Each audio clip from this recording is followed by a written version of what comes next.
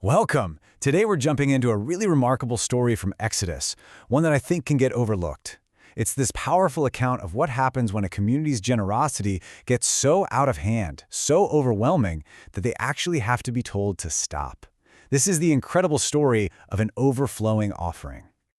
So right from the start, we see that the mission to build the tabernacle, God's dwelling place right there among his people, it didn't begin with some big fundraising campaign. Nope.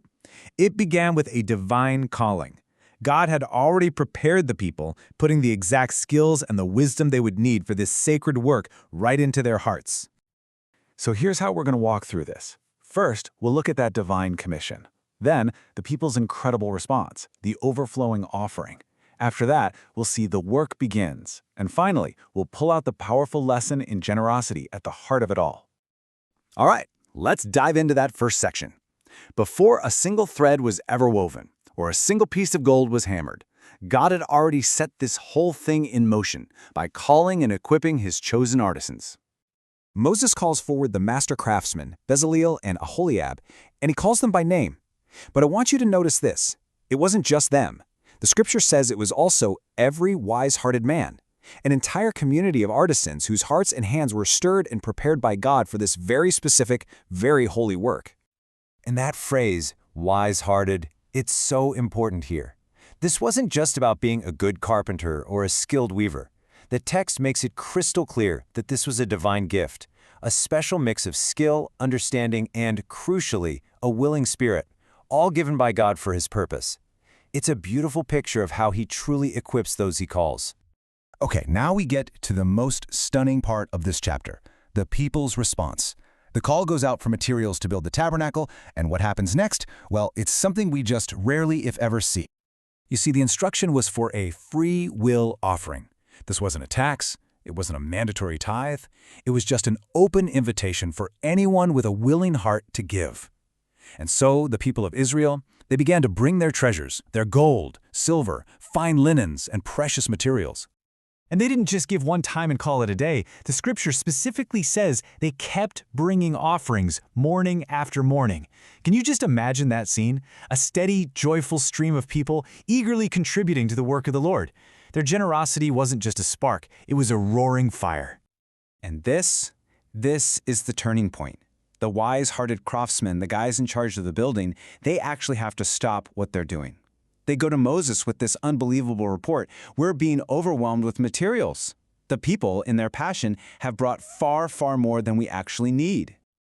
I mean, just pause and think about that for a second. Their problem was an excess of generosity. The desire of the whole community to give, to be a part of what God was doing, had completely blown past the project's practical needs. What an incredible problem to have, right? And the result of this is it's astonishing.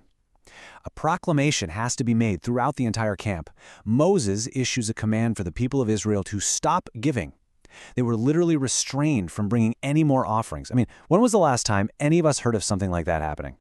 So now, with this incredible surplus, this mountain of materials, the wise-hearted artisans can turn their full attention to the actual task, the meticulous, beautiful construction of the tabernacle itself.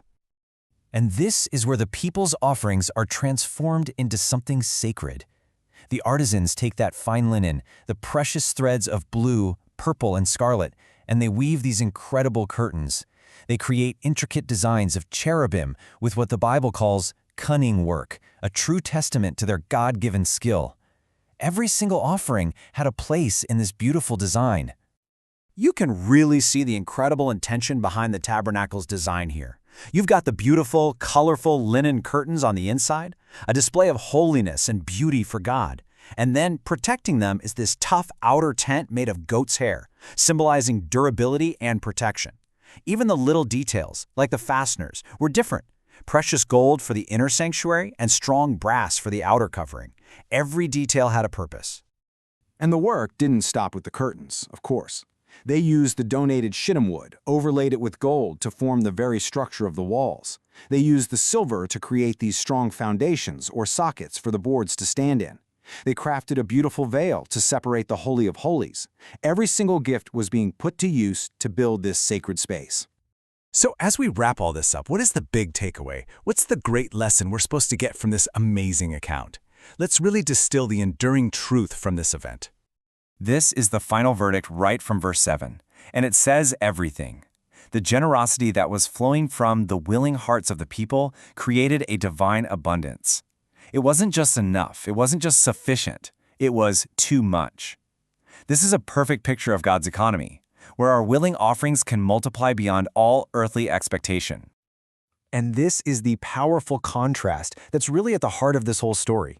On one hand, you have a call to give. The mission absolutely required the people to participate. But on the other hand, you have a command to stop.